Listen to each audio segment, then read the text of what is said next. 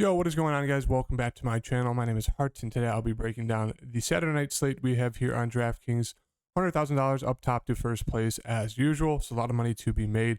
We have 7 games tonight.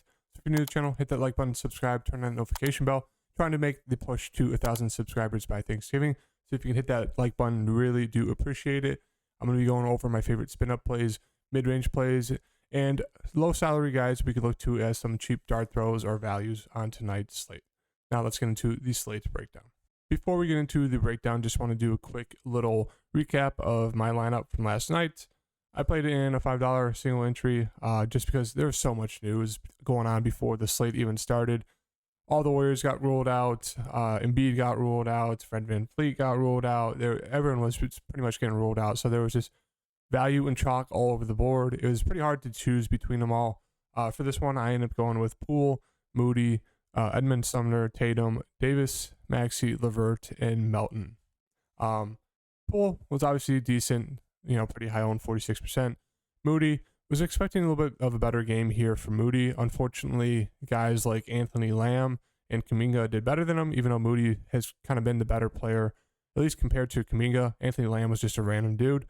So Edmund Sumner, starting point guard, just didn't do much. I was surprised he was that low owned, even with KD kind of leading that team. You would have expected Edmund Sumner to, have some opportunities. I think he played 25 minutes, so you would think he'd have more opportunities to get some assists. Obviously, that's not how it went. So a little unfortunate there, even though he did get, 19.5 fantasy points. Jason Tatum, 7.2%. Talked about how I really liked him against the Wolves. Anthony Davis he's terrible. He had I think it was 18 fantasy points, 20 in the first quarter. He had 14 real life points. And then you're going to go the next 3 quarters combined, only scoring 8 points. Really? Against Utah, Lauri Markkanen, Vanderbilt, and Kelly Olynyk defense, you're going to only score 8 points the next 3 quarters. Super unfortunate there. Super low owned. Smash spot, did nothing. Maxey was obviously fantastic as a core play. LeVert, a little disappointing. Kevin Love pretty much had a triple-double off the bench, so that kind of blew out the game. There was no chance of LeVert really getting there when there was a blowout. And then Melton was fantastic as well. The guy who won it was a 380. He played Halliburton. I talked about how I liked Halliburton a little bit. Hero, Tatum, Tobias, Steven Adams.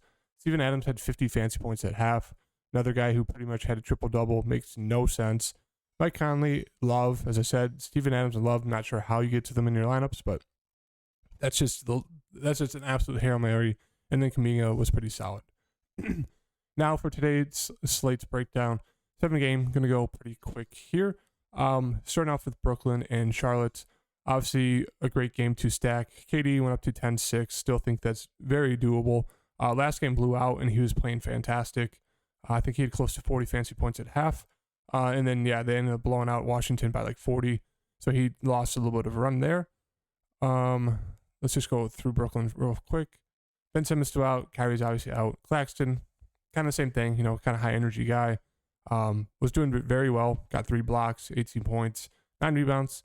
I don't mind him here against Charlotte. Obviously, a bad team defensively, so he looks good. So does Royce O'Neal. All these guys were limited in the minutes. They could have easily gotten to 40 fantasy points or more. And all 3 players, Claxton, O'Neal, and KD obviously did. But Claxton, O'Neal, they both look solid at their price points in this matchup. Seth Curry is back, so I would expect I'd say 20 plus minutes in the spot for Seth Curry. Score independent, but I do assume he'll slide into the starting lineup over Edmund Sumner. He probably will see the ball in his hands a little bit more compared to Edmund, which it was pretty much just KD running the show. So I do like Seth Curry a good amount here, 4,700. He looks pretty solid. You should have some assist opportunities. Joe Harris, a little too score independent for me. If you want to take a shot there, you really hope he just gets hot from the floor. That's pretty much it. Patty Mills will probably see 10 to 15 minutes at most. Udustin about 15 to 20 minutes. If you want to take a dart throw there, you can.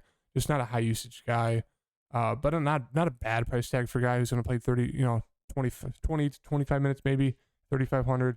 Cam Thomas did good off the bench, 32 minutes, 34 fantasy points. With Seth Curry backs, does hurt Cam Thomas a little bit, but maybe you can still take a dart throw there. I want to get to Edmund now that Seth Curry's back. Charlotte side, Melo is questionable. Looks like he may be able to go. We'll have to keep an eye out on that. If he's back, I don't know if I can get there 9,200. Just, first game back of this whole season. Might be a little rusty. Rozier, let's see here. Looks like he might be back. If he is, 8,000 for Terry. Love that. Great price tag there. It would obviously lower the floor and ceiling of Dennis Smith. Gordon Hayward is questionable. So we got to keep an eye out on the news here. Pretty hard to kind of say when we got 3/4 guys who might be back. But yeah, I'd say if they're all back, or at least Rozier's back, he'd be my favorite play. And I'd say the next guy I would take a shot on would be probably, I don't mind PJ Washington now at 5,800. Obviously a great team to attack is Brooklyn. He's $5,800 coming off of two pretty bad games, shooting the ball 3 of 10, 2 of 15. Obviously, if Terry Rozier is back, it might limit his shot attempts a little bit for PJ Washington, but a good price tag there. Plumlee, you could always take a dart throw here. There's games where he'll get a double-double and do a little bit of everything. I don't think you'd have to force that. McDaniels was an absolute letdown yesterday. 21 minutes, they were pretty much down 20 plus the whole game. So yeah, there was not much opportunity for him there. Only played 21 minutes. Super disappointing. Martin might be back. So yeah, it's pretty much just Rozier and Washington on the side. I don't mind if you want to take a dart throw on Kelly Oubre. He can get hot from the floor. Can get you some steals. So you can always take a shot there. Boston and the Knicks. This is a game I do like to target. Tatum's price hasn't moved. Played terrible yesterday when it comes to shooting the ball. 8 of 23. Still got you 36, 12, and 6. These guys don't do everything. Got to the free throw line 20 times. So really like Tatum. He's just playing a massive amount of minutes. So 10,000 looks great here for him. Jaylen Brown, $1,500 less. Not a normal Jaylen Brown game. I actually watched the game last night, and he just wasn't involved pretty much the whole game. Malcolm Brogdon kind of took over as that secondary scorer to Tatum. So I don't mind taking a bounce back here for Jaylen Brown. He was doing very well before that, so 8,500 looks like a great price for him. Maybe I slightly prefer him over Tatum now. Smart, just always kind of a contrarian play there at 5,700. He can't get hot from shooting the three. Horford, 5,300. A little bit more involved shooting the ball past 2 games, so kind of sneaking back into playable range. Brogdon, 4,600. Just 9 of 10 from the field. Only got 33.5 fantasy points. You got extended 5 minutes, but otherwise it's just super hard to trust. The price tag's decent. It's just those minutes are capped. Even when he's playing well, he only got 29. So don't think you have to force that. Derek White's always a guy you can take a dart throw on. Hope he gets hot from the field. Otherwise, no interest in the bottom guys. It's pretty much the main two for me. The Knicks side, we have Randall, 7-8. Looks decent. Just doesn't really have a ceiling this year. Guy I do like is Jalen Brunson a good amount. Been very solid this year, about 37 fantasy points per game. Really haven't seen a huge ceiling game from him yet, besides that one versus Charlotte. So I do like the opportunity here for Jalen Brunson going against this Boston team, who gives up a ton of mid-range shots. Jalen Brunson can hit, the three, likes taking those mid-range and drives to the basket. So I do like Jalen Brunson a good amount today. Barrett, 6,400, looks decent. Back-to-back games where he's gotten over 30 fantasy points, which you do like to see. He's a little inconsistent when it comes to the fantasy points just because Jalen Brunson has so much usage. Same with Julius Randle. So RJ Barrett's become more of that just scoring-dependent role. But I don't mind going there. Mitchell Robinson's questionable. He got ruled out the rest of the Philadelphia game. I would assume he's not going to play. If he's not, I'd say his Isaiah Hartenstein is almost a must-play at 4,400. Now, he could get limited in terms of the minutes just because Boston, they could run, small pretty quick. Not sure if they would keep Isaiah Hartenstein out there for that, but if he is, he can get you there in a small sample size of minutes. So I do like him a good amount here at 4,400 if Mitchell Robinson's out. You can always take that dart throw on quickly. Minutes are inconsistent, but he's a guy who can get hot from the floor, put up huge numbers. He's only really gone off in the games that have been blowouts. Otherwise, he hasn't really done much, but there's always that chance. Fournier has moved to the bench, coming off the bench, probably 15, 20 minutes. Don't think you need to do that. Obi Toppin, about 15 to 20 minutes. Okay, value play there. D Rose is kind of fallen out of the rotation, unfortunately. And then Quentin Grimes was moved in the starting lineup, played 15 minutes, only shot it once.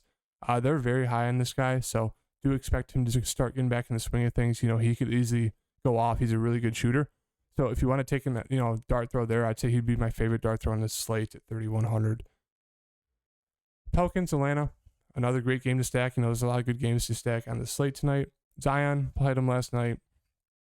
Absolute smash spot. 7-11, only 16 points, 3 rebounds, 1 assist, 22 fantasy points. That's absolutely disappointing, 8-8. But don't mind going back to him here against Atlanta. That price tag does scare a good amount of people off of Zion because he is kind of limited in terms of the ceiling because he doesn't get a ton of like rebounds, or not rebounds, assists or steals or blocks. CJ 8,600, a little too pricey for me. I prefer still getting back to Ingram. He played 36 minutes, 43 fantasy points. He's been very, very good this year. Obviously, that one game he got injured, so he missed pretty much the whole game. But otherwise, he's been fantastic. So I do like him a good amount today. J-Val going against Clint Capella. I do like that matchup a little bit, but still prefer getting to the other 3 guys. Everyone else is kind of just, priced evenly, kind of where you expect him to be. Really prefer just getting to Ingram. That's pretty much it. Maybe CJ. On the Atlanta side, Trae Young 10-2. Looks like a solid spend up. Missed probably like 10 minutes in that last game with an eye injury, but he did come back. So he looks decent. Going to shoot the ball a ton. Hasn't been shooting it too well this year, but don't mind going to him. DeJounte Murray really picked up the slack with Trae Young being out. So he's always worth a shot there, 9,600. Can't get you a bunch of steals. John Collins looks decent at his price tag. Kind of up and down when it comes to his fantasy output. Don't know if I can get to Clint Capella or Hunter. It's pretty much just the main 3 guys on this Atlanta side for me, and that's really it. OKC Milwaukee might be an absolute blowout of a game, but you can always take that shot on SGA. He's been fantastic this year. We know what we're getting from him. Giddey has a super, super high ceiling. Haven't seen it in the past 2 games just because kind of been limited on the minutes a little bit. Only 25 coming off that ankle injury, then 32, which you do like to see. He can get you those, double doubles when it comes to, points, rebounds, or points and assists. So I do like him a good amount here, 7,200. Just hope this game stays close. Otherwise, Poku's out. Maybe that opens up some more minutes for guys below him. Like, let's see here. Like maybe Aaron Wiggins plays some more minutes. I don't really think he needs to get to any of these guys. I mean, maybe you could take that shot and hope the game actually does pull out and they actually get more run. Like a guy like Baisley might get some more minutes, maybe 15 to 20. Otherwise, I don't have much interest. It's just it just sucks seeing OKC in every slate because they play 15 guys. Giannis 12-6, too pricey for me to get there. Drew Holiday has been great, so if you want to go to Drew Holiday, I don't mind that. Past 3 games, he's been shooting the ball very, very well. 52, 40 fantasy points, 54. But there is that blowout risk. Portis and Brook Lopez. Prefer Portis over Lopez just because of that double-double upside, but Brook Lopez has been great this year. So if you want to go there, don't mind it. It's just, you really hope this game stays close. Houston and Minnesota, we have Kevin Porter Jr., Jalen Green. Kind of the same thing I've said all year on them. They're going to play huge minutes. Prefer getting to Porter Jr. because he's the point guard, so he has more of a ceiling when it comes to assists and rebounds. But Jalen Green can get hot from the floor, not afraid to shoot it 20-plus times. So they both look good there in this matchup. Sengun looks great, 6,300. Should be playing about 30-plus minutes. Obviously, his huge upside, as you can see, 26, 13, and 2. He's a little foul prone, so he can definitely get in some foul trouble against Karl-Anthony Towns or Gobert, but looks great at 6,300. Jabari Smith Jr. is out. Eric Gordon's seen about 30 minutes, a little too scoring dependent for me. KJ Martin, 4,400. Should see 20 to 25 minutes. Probably coming off the bench. Jayshawn Tate's out. Fernando's out. So Eason should be in the mix here. I'd say at least 20 minutes. Don't mind him as a decent play off the bench. Nick saw like 20 minutes. Garuba will probably see some, 15 to 20 minutes.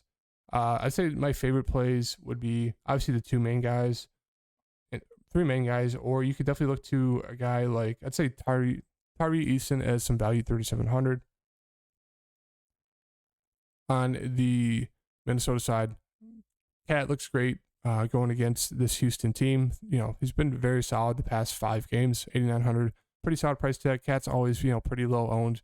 For some reason, people don't like going to him. I love Anthony Edwards in this spot. A game that's featuring, 3 really good young guards. Anthony Edwards is one of those guys who has a massive ceiling if he's shooting the ball well. He's playing a ton of minutes, so really like him, 8,300. Very, very solid price tag for him. Gobert, I don't know if I can get there for Gobert. D'Lo, look at the past 3 games. That's just classic D'Lo. Noel, just a little too pricey for me. Yeah, it's pretty much just Edwards and Towns for me on that Minnesota side. Spurs, Denver, Keldon Johnson looks very solid, 7,400. Obviously the main guy for the Spurs. Portal, decent. Not a good matchup going against Jokic. There might be some foul trouble. Vassal's a guy who's going to shoot the ball a ton. Very score independent, but, very good past 4 games or so. So 6,700, don't mind going to him. Trey Jones is just priced up way too high for me. Way too inconsistent when it comes to scoring the ball. 6,500. I don't think you'd ever have to get to that at that point to play Trey Jones.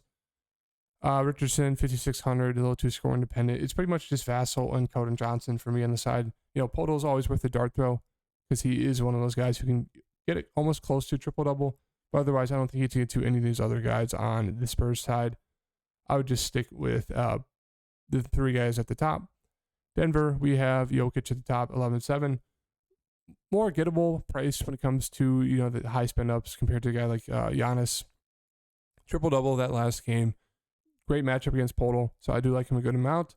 Porter Jr., price is slowly coming up. He's been very solid this year. Don't mind it. I prefer getting to Jamal Murray. As we saw, the minutes are slowly increasing, shooting the ball a ton. Shot it decent the past 2 games, 34 fantasy points, 34 as well. So do like him a good amount, 6,200. He's slowly getting back in the mix of things. Talked about how I liked Aaron Gordon against OKC. It was a great matchup for him. Went out for 41. Another good matchup against the Spurs, but I don't know if you can trust Aaron Gordon in back-to-back games, but decent price tag for him and a solid matchup, 6K. So you can definitely look to that. Bruce Brown, I wouldn't trust that, 40 fantasy points. Yeah, I just don't know if I can trust that 5,300. That's just more of a dart throw. You really got to hope he hits his shots, even though you got 4 higher usage guys in front of him. So it's just too hard to trust 5,300 for him. Otherwise, value, you can look to Jeff Green playing about 15 to 20 minutes. If he gets hot from the field, he can easily pay off his price tag, get you close to 25 fantasy points.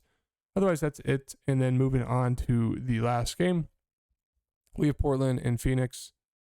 Portland, Dame he might be back. If he is, love Dame at 9,100. Simons might be back. If he is, if they're both back, prefer getting to Dame. If one of them's back, prefer getting to obviously the one that's back. Nurkic, running back here against Phoenix, didn't do well last game.